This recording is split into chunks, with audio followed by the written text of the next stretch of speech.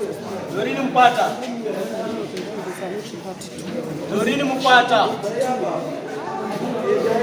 This is Kenneth Mablanzo Maoko.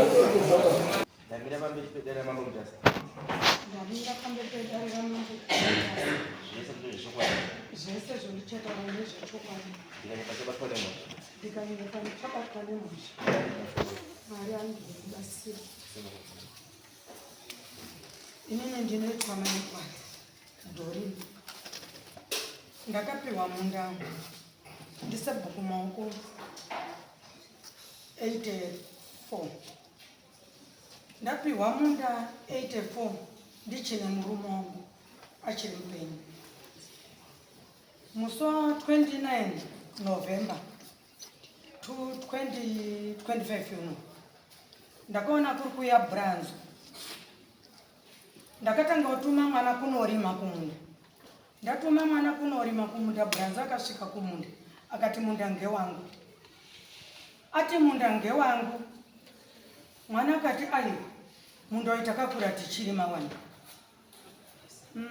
Branzo akati kumura mombe kutaura kumwana wangu dzitoende kumba. Mwana akati ai mombe hadziendi kumba, ende iwewe kuna mama kumba. Ndakarara. Ndakaona Branzo, ndakamutswa newani. Mama mukai pane murume ari kukudai pane. Ndakamuka. Ndakaona ndi maoko. Ndakabvunza, kwakanaka here na iwe mukomana. Ndabva ndaona kuti kumeso kwake kune hasha.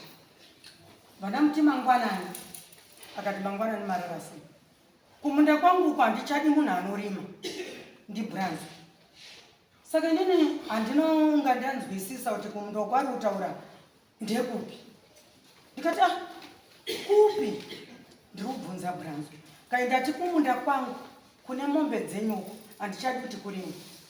Kubva nhasi munda iwoyo ngewangu. Branzo uri kutaura munda wangu here wadi umbongo? Kanzi ndewangu. Kutanga rini mwanangu? Iwe Branzo uri mwana mudiki. Munda uyu ndakaupiwa udhara ndine mwana wekutanga. Wanga uripi zvo baba anga ari panapa pamba. Dai iwewe wakauya baba achiripo uchitora munda. Munda ndewangu. Zvikanzi ndi Branzo kana garden romururima kumkombo nderanga. Makaripiwa nambuyi wangu. Ndikati garden racho unoriziwa here tikaenda kunorinongedza. Akati hamuna garden here kumkombo. Ndikati manje garden ndichibva ndakupedzera. Garden anopiwa ndisabhuku maoko. Ndakapiwa ndichuru sachiraro. Angari ainzi Gunda. Iwewe chibva waenda kuna mbuya Gunda asati afaba unomunzwa. Branzo akabva ati asi munda ndida kutoofenzera zvinezvi. Ibva iko. Anga ane hasha zvokuti inini ndakagara iye akamira. Akabva atanga kufamba, izvo ndataura ndizvo zoita izvozvo. Ndati kana uchiderera so mwanangu uri mwana mudiki. Ndinoda respect yakanaka. Akafamba. Nguva iyo ari kufamba kudai ndakaona mombe dziri kuuya. Akati handidi wanhu anopanana munda iyoyo zvechiveteran Branzo. Ndikati no, munda ndakaupiwa ndisabhuku. Inini munda ndakapiwa ndisabhuku anopiwa ngemuveteran. Kana kuti takapanana pachiveteran. Inini ndakuenda kuna sabhuku. Akati hapana ukunoenda komang'ara. Kunonzi dare irunogona kuenda komira neni. Matare ese munoona ndiriko. Ndikati Branzo uri mwana mudiki. Aya mazuru nditaura saka uri kutaura here kuti inini handisisina uko ndinomang'ara. Ndepamusaka pekuti uda kutora munda wangu. Ndanyanya unyangadzei kwamaoko. Mukomana akasvika nemombe akakumura mombe. Akati mama handi kwasabhuku. Branzo anga ane motobhaki. Akati kwasabhuku ikoko munosvika ndakumirirani. Akabva akwira motobhaki yake achibva aenda kwasabhuku. Asvika kwasabhuku isusu takazosara osvika iye atobva pasabhuku kudhara. Sekuru anga akarara. Takamutsa sekuru papa nambuya. Takamutsa sekuru inda mwanangu wauya panapa ndimbuya. Ndikati mbuya pakaoma. Vanhu vekwamaoko mandiisa panhu pakaoma. Saka handichazivi kuti murundidzinga zvakadai izvi munyika menyu sei. Inini ndiri kuteererawo mutero. Mbuya akabva ati okay, regai timutse sekuru. Sekuru akati kakunonoka kumuka. Ndakaona Branzo auya nefamily yekumba kwavo. Mukoma nemunin'ina wasekuru ava nasekuru avo wakauya sefamily. Wakasvika, haiwewe taura kuti munhu wakambopiwa iwewe ngezvefeki nasabhuku wako chichichi watotanga kupinda. Ngati aiwa, inini ndauya kotaura nasabhuku. Sabhuku muridzi wedu kuti anditaurire kuti Branzo abvepi mwana mudoko kwandiri. Ngekuti Branzo kana ndakamuona inhamba 3 kuwana wangu. Sabhuku ana upiwa chance boy yekutaura ndiBranzo. Pakaita kanoizi. Takabva tabuda ine ndakabva ndarama. Tikati beta kuenda kumba. Ndaita munhu wani. Asi mukomana wangu iye akakunumuriswa ng'ombe ndandinaye. Takabva tasumuka nemwana wangu tafamba. Sabhuku akabva asara nambuya. Mbuya akada kuti ataure mukadzi waSabhuku kuti baba mamuri kutaundi imini. Munda uyu ngwekwamukwata shuwa. Ndinozvizwa. Branzo akati nyararai, hapana chomunoziva. Takafamba. Tikasvika pekuti road iri kuenda kumashopu neroad iri kuenda kumba kwana Branzo. Ndikati Branzo, dai wanga uri umwe munhu teramira titaurirane zvakanaka. Branzo akati munda ngewangu. Ndinowanin'ina ino kumashure mangu hatipedzerwi mindaba isisu chichichichi. Takafamba tikaenda kwasekuru mudiki. Tasvika kwasekuru mudiki, yaho. Sekuru akati hakuna unyepero vanhu wakafa. Kuti wakapiwa munda ndimbuya Nyamuswa ndiye angaitonga nguva yacho mai wanapo sekuru. Sekuru yakazobva kwaRarare kwakuitongwa ndimai wake. Ndiye akatipa mimba. Ndikati sekuru, kana muda kutora munda wangu inini, muchatora minda yewanhu wese wakapiwa 84. Kwete wangu chete ngekuti ndiri shirikadzi. Sekuru akati haiwe fakofiwa handina munda wakadaro bena akataurawo zvakawanda handina basa nazvo. Ndikati kana mukandituka inini munhu uyo ndiri kutarisana naye ndiBranzo. Nekuti ndiye munhu auya kumba kwangu kuita hondo. Ndakabva pepe ndikabva ndafamba ndasvika kumba. Ndasvika kumba ndakataurira munin'ina wamadzibaba. Baba munini, munda uya waita hondo. Baba munini anoti sei? Munda uyu makapiwa kai. Zvekuti kana dunhu rino kubvunza vanongoziva kuti munda uyu ngewekwamukwata. Branzo aimuka papi? Ngati ina handizivi kwabva Branzo. Baba munini akati tidopa Sabhuku mazuva mairi. Pamwe pacho achatidaidza tichiwenzanisana. Sabhuku haana kundidaidza. Baba munini ndibva ndamuti pati kunetsa nekuti Branzo ati matare ese hapana kwomunondimhan'arira. Nyangwe kwaishe chaipo tichatotadza kuenda nekuti matare aBranzo. Waoneni akati akabva azotuma mukomana kuna sekuru. Sabhuku, muri papi nemunda wedu nenyaya yakaitika? Sekuru akapindura mukomana akati, inini handizvigoni ba, enda henyu nenyaya mberi. Saka mukomana adzokera ataura, wakasungana nababa munini wakaenda kwaChangamire.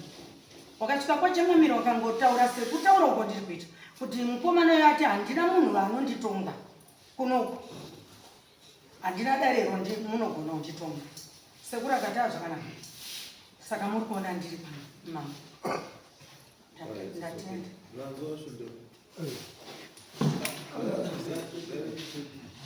Olha Brasil. Kuindisa.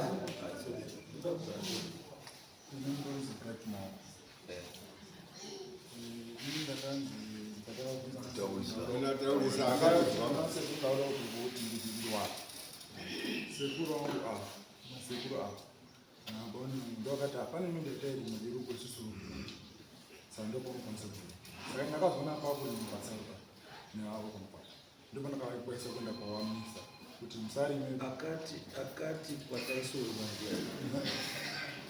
akati kwa Taisoro hazi ndani yangu na sekuru ngojena sekuru gawe bachia gawe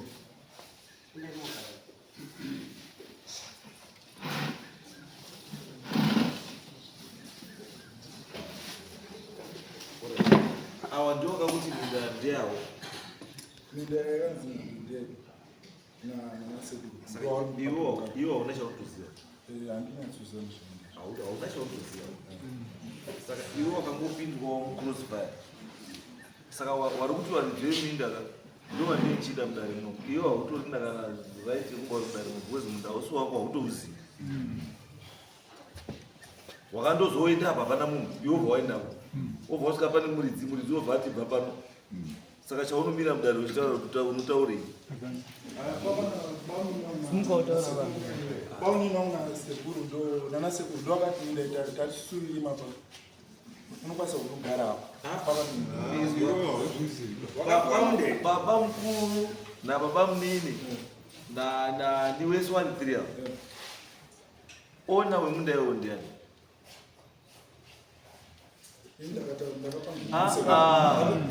Ndationa wemunda iwo ndiani wari 3. Ndiona kuti muridzi ndiani.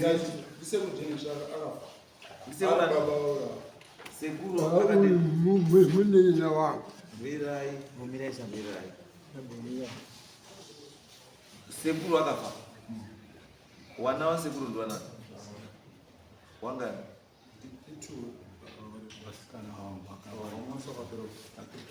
Wasikana watu wakapira. Saka hivi pamakagowa nhaka yamakapani.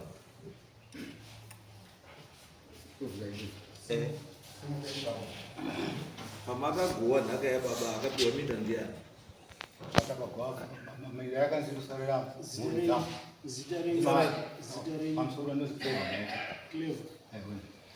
Mai vanga akataura kuti minda yanga ine bhenibhe ukazwa nenze bhenibhe waiteerera wachiteerera mapurisa waibva wazi ngebhenibhe chiregerai mari yangu yakwana ndibhenibhe yobvasana tumene 12 minda yako kawedzerwa waizikwa isisu iri basi ndayashonga yanga imehombe saka zvikanzi chimha yangu minda haifani kuzotokwa ngemunhu ba ndoda kuti vana vangu vabhenibhe muri kuzotirwa muno saka minda ndaigara nayo indagara nayo 8 years amarashikapo haana kuti hatina bhesa zekuti mukwati ana maoko iko pamunda pakamboromwa inini ndakatanga kurima 1965 ndabva kushata ndivananzi mufanani ngaurimo asi chop ukarima unobva wabuda ngokuti ngoda kuti mandipowana wesaka ndikata 2 years tikataita baba ane malaini Makes sense. So it means that can almost use the more to ye Buddha, more years Buddha. So it means minda and the pay you. Why share one hour? Kuna muna no share that way. Rotation sabu waje zimude. Sabu ndiye. Sabu are complicated. Atikwa zikuzwa zvinotara sabu because mukati meyacho. Isagare kare chana. Pamusoro chakamira. Pamusoro wala. Uligarepa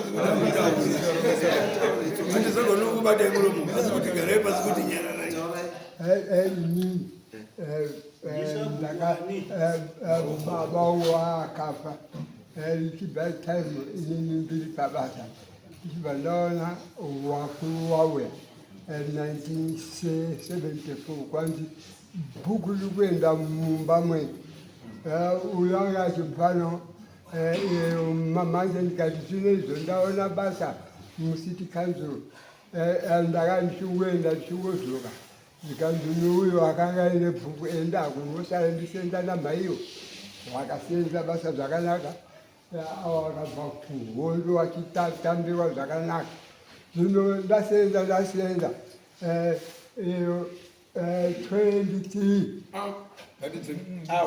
wakapiwa ndiani ava mbuya wakanga iri shamwari yamhaiyo awanga igara kunyamaro pandiro kwakakwinomusha kwako munda uripo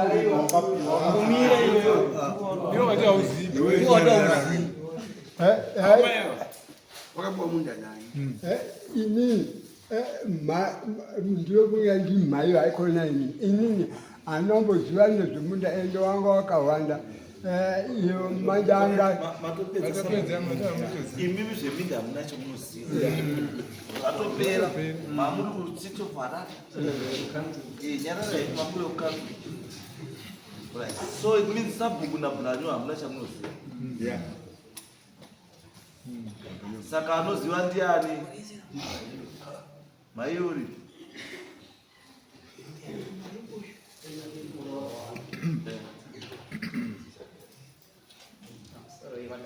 Taura ini no ndi muroa.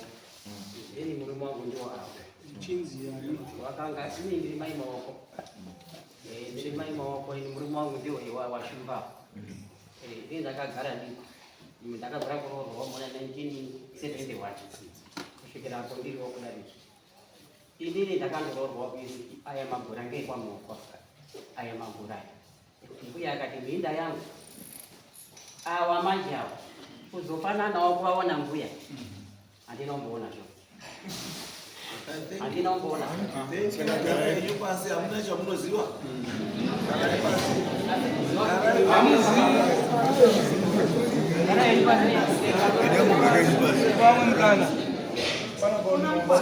Kuna mpata alipo baba mimi akapiwa. Sorry. Kuna baba mimi muningino ya Mungu. Mungu ini nanga ari kuguta. Asi baba mimi tatigara naye papa. Musuyo tari nongedzerwa munda ndi mbuya nyamuswa. Maiwana sekura. Baba mimi ni wangoni. Uri biba mnini? Alipo. Baba mnini we? mai mkwati mune muterere ukubada andina kuya ngona upani asi muterere ngomera murutererepi ndiruterera munda iyoyo kunani kuna sabhuku moko mutere munhu sabhuku wapi mira ichoke chimboti chare ngatiboko garai pasi mbeya garai pasi munda munhu taura iti ini ndodaona unoziya chete zvemunda nini sekuzowa ndinoita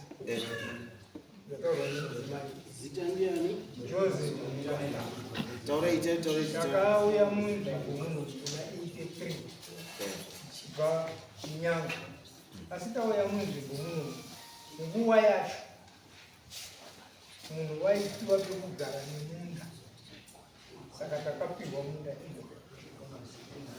iyo sabhuku maoko tapiwa munda nasabhuku maoko takaufambira futi nguva iyoyo pana mudhumeni vaigara kuziwa tikabva tapinda mubhuku kana sekutaura kwandiri kuenda kwaDA zviripo ndokuziva kwandiri panomwe futi here yesu mungaripa garai pasi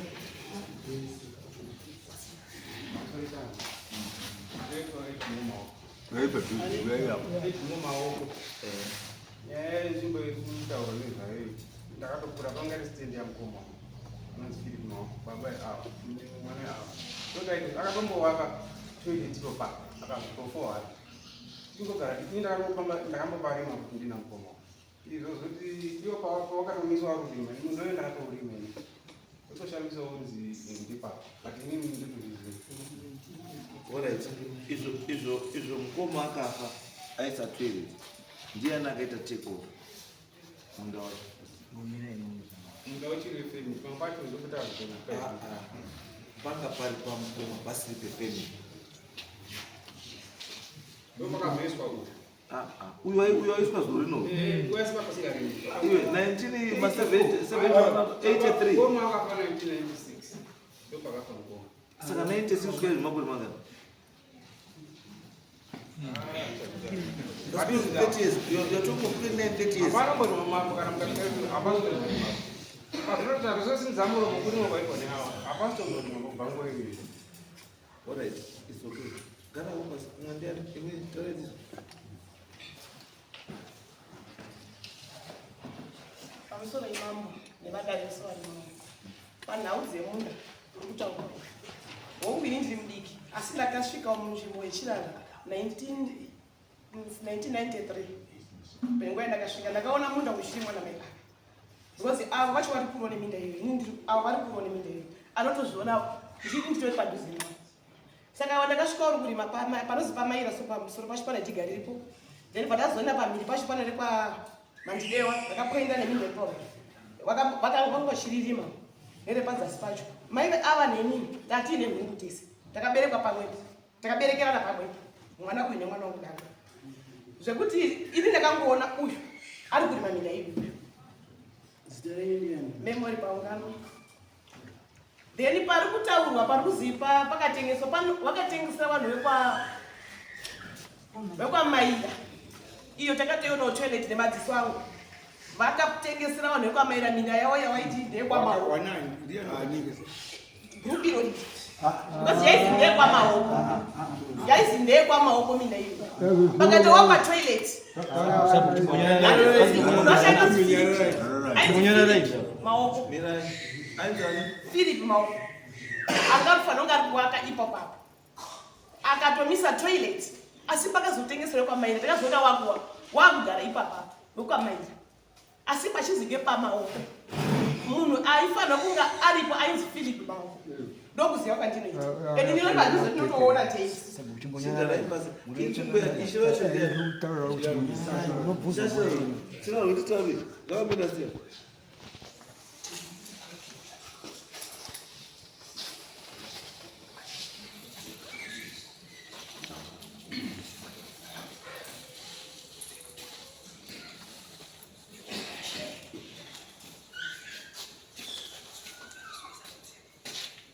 pamusoro yemhuri wemanyika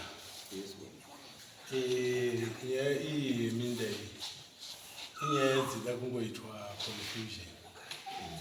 Kutaura chokwadi chaicho matauriro aita sabhuku ndandiri kutaundi anga ari mutaundi sho inin'ina wake uyu akamboekita mai wavo ainzi Kenisi akatonga kwenguva yakareba ndonyepe papa inomwe futi padzinza ravo ainzi Milton maoko akatonga futi yeye ari sabhuku ndiye papacho aitombofamba nambuya Kenisi so mhuri yekwamaoko igarawo muchiraro minda iyoyo yanga ine vanhu vekuchiraro yese yanga ine vanhu vekuchiraro pakazi nyaya dzekuchera madhiga vachisimuka vanhu vebhuku rekwadzimwasha kuenda kwamandeya hakuna kusimuka sabhuku nabhuku rekwamangwanda wakasimuka vanhu nasabhuku wese waibva waenda minda iyoyo ibva yasara iri pakati iri kuchiraro ndirichepereza kutotaa munhu wekwamaoko akatanga kupinzwa paminda iyi ndi Timothy Dumba achipiwa ndi Saumani anga ine minda iri pasi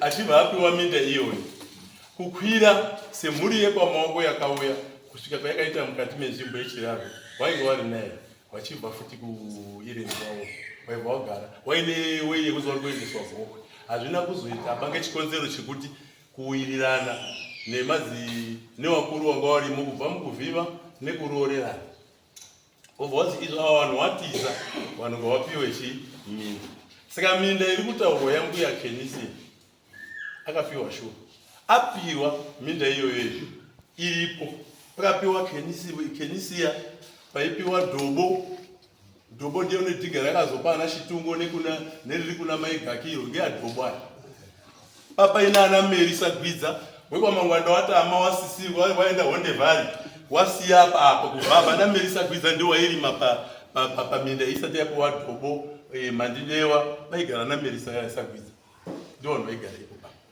kwete kuti papa ndipomo wekwasagwiza uko kwaita vhakandi wekwamatasva wekwawangaine minda wekwasagwiza wakabva waenda kwamangwanda kogara ikoko papa pasara pari vhakandi saka mai wavo avo achitonga ndopawakapiwa minda iyoyo pakatomboita hondo mukasvika mukubvunza vanhu vari panharaunda ipo papa sabhuku Kenisi yamaoko akatombokandirana matombo naJohnson Sachiraro pamusoro peminda iyoyo kuti wakuenda kwausina upenyu zvadaro minda iyoyo yagara yadaro Dhobo Mutusva akatengesawo minda yake kuna Chitungo nekuna Gaki ndi Dhobo akatengesa pari kutaurwa Filipi maoko paripo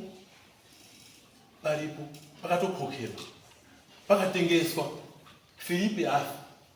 Filipi akafa, he was a war veteran. Akazoimereta minda yambuya Filipi. Asi Filipi afa, wasara iwo wao wakagara pasi wakatengesa minda yeyo kwa Maira. Iri kwa Maira minda yeyo patutaura izvo. Milton wandirutaura afirwa nemukadzi akarora mukadzi unozi Vhangeri Chinamasa. Akatomupa dhiga iri kuti arime riri musoro mekwadini. Milton maoko ari sabu mukadzi wanga arora wechipiri akatomuti arime dhiga iro.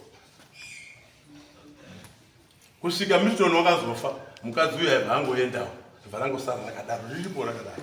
Saka kwese kuri kutaurwa uku ndirikutaura mune yawo minda yawo kuti itoripo pakatofenzwa ndi Maira Lavu Maira.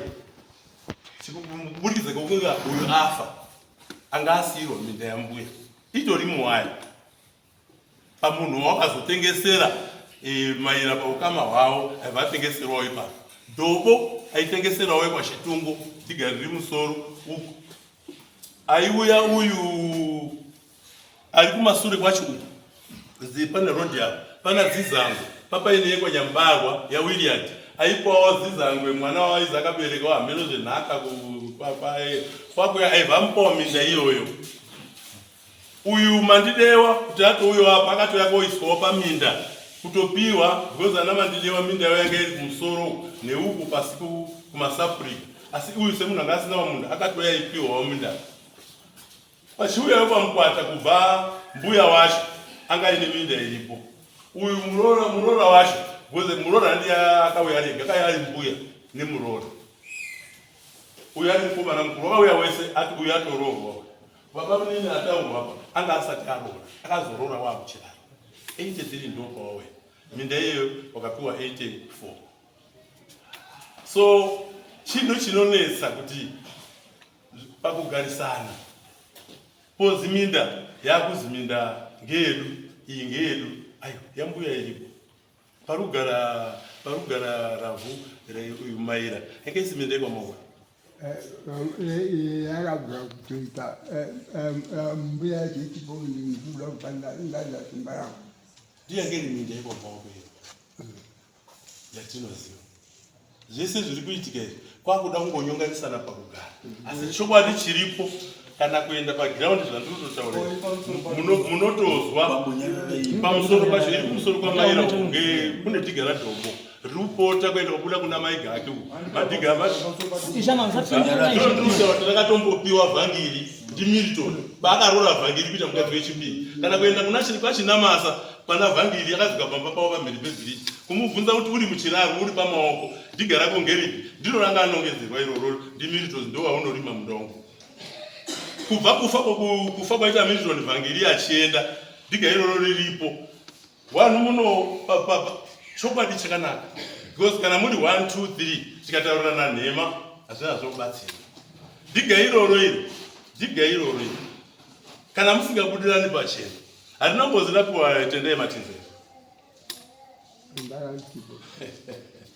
Hati muri kuona saka munozwa kuti tikataurirana chokwadi tirege kutaurirana ndikataure nhema minda yagara iri vhotozikana kuti uyu ndiye yekwamaoko iye yakatengeswawo. Dhobo akatengesera nhingi watoripo yanga iri minda yekuchirara but vanhu vakatiza kuchera madhiga vaenda Wonderful vamasana muri vhakati ndo pakatanga kuchipiwa iwawo minda kuwedzera imwe minda yanga iripo haina kuzi yanga iri magura kana kuti minda yagara iri yawo kana kuti yagara iri yekuti yanga yakatodaro nekudhara kwete yanga ine edition watoro wasati wabva pakuenda Wonderful wakwanga wasvika wachiriza kumashopu warugara kuzokwizwa kukwizwa kuti kwane mavhakanzi evanhu watama waenda kwaMandela kwakuchiti mbuya Kenisia opiwa roho yake ende mukasvika kana panzvimbo pacho pane roho yekuti kubva pana Masharoni todzika pana Matiza todzika pana Gopito kubva paita rodhi pakati toenda paroho yekutanga papaina Filipi tobva tadzika pazasi minda iri pazasi yandotoyanga panoyanga ranongedzerwa Vhangeri kuti ndimiriti kuti ngaarime, kuti vhangeri atopiwe ndimilito kuti ngaarime, minda yanga iri idle isina vanhu. Pazasi pacho paigara humani aibva apa wekwadumba, nekuti mukadzi wekwadumba aiyera gumbi. Humani ari gumbi obva ati tete kwamuri kugara akuiti chinhuba, uyai apa ndakusimuka ndakuenda kuseruka nanyasango watama kuenda kwandevhari. Ndo madzokero akaita humani kuuya kuseruka kugara kuseri, then abva asiya minde vapapiwa nadumba. Wakasagwidza wachigara pamberi pacho apa ana Mary Sagwidza. Kana dai kusukuruza handi kufa, kana dai kuti wana wavo wakadaizwa wari uroverawo mataundi, vanototaura kuti tairima takaguma aya anga ari edu. Madhiga acho akatomezhwa aiti dhiga parinosvika apa poita chimbuya chaisiwa pakati chei, poita tumwe turipo tudiki paturi twekuzadzisa uku neuku, poita futi chimbuya poita madhiga ari kutangira futi kuenda kwangari marefu anopota ari ese ane vanhu vavo, hapana dambudziko riripo. Saka zvinhu zvinotoshamisa kuti kuzwisisa kuti from nowhere kubva 83, 84 up to now we are now in 2025. Potanga kuita confusion yevanhu vanenge vari kuziva chokwadi chavari kuziva chaizvo. Vanhu vasingadi havo kutaura chokwadi, waitaura nhema, kana wakadai ovavha waita kunga gurupu rimwe, wawega, pawarosvika vari wega watanga kutoti ava zvauri kuita hazvina nemusoro, ndiani asingaziva kuti mindeyanei. Hanti muri kuona? Inini kuti nyaya ndizoiunze kunoku, dai takatoitongera, ndakaiunza, handina kuvhunza here Shumba kuti nyaya yakamira sei. Shumba akatondipindura kuti Shumba nyaya yacho inonesa nekuti inini handisina vana vangu wakafa. Asi munin'ina wangu urukana usabhuku newana wake ndio vari kundimomotera. Vari kutounza vamwe vanhu vaisa mubhuku wandisinawo, bandirinyebera kuisa vanhu mubhuku kupa nzvimbo kuyasuzvidzwa zvakanditaura. Handi muri kuona? Saka chokwadi tikatadza kutaura chokwadi takaungana tasvika pano ndonyepera kuzora namajarini it makes no sense. Tichitotaura kuti masabhuku acho amangani kana muri kuti muri kuisirwa vanhu mumabhuku musingaziva. Imimi ndimi sabhuku, munoisirwa munhu mubhuku ngemunhu asiri sabhuku sei akati ndokundidherera kwavari kuita. Ari kutotaura Shumba. So minda mamiriro yakangoita iri dhiga rakapiwa vhangiri rakapiwa ndimilito. Obviously iro rinoita rekwamaoko. Asi mamiriro akatoita minda pavari kutotaura kuti paFilipi pakatengeswa pakatosenzwa so panogara kwamai. Saka ndo maziviro andoita. Thank you Ishe majekesa. Maziva kuti mutana wacho munoyasa kudini ende vanhu vacho munowadini futi plus manga muchitaura sabhuku kuti mitero haisi kubhadharwa.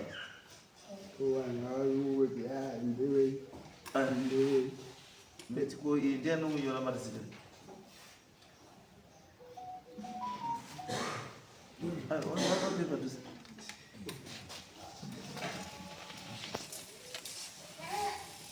iyo ndiya 2024 imwe ndiya 2020 vari kunyora ndiya kwenda zvamuti utobhadhara pa ari kunyora izvo ndiya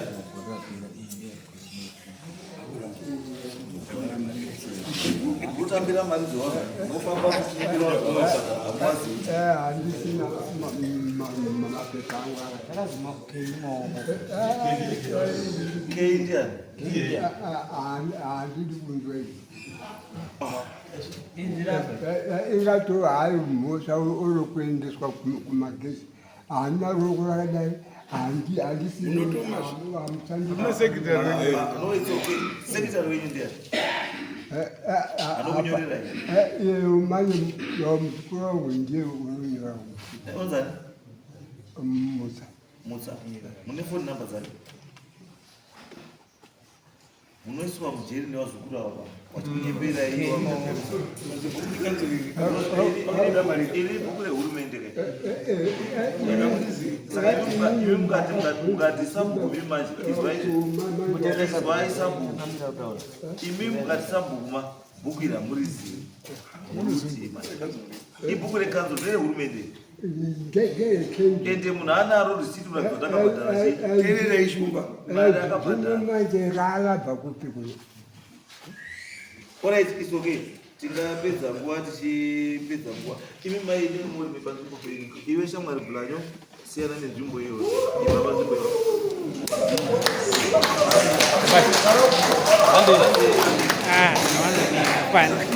Ande. This case.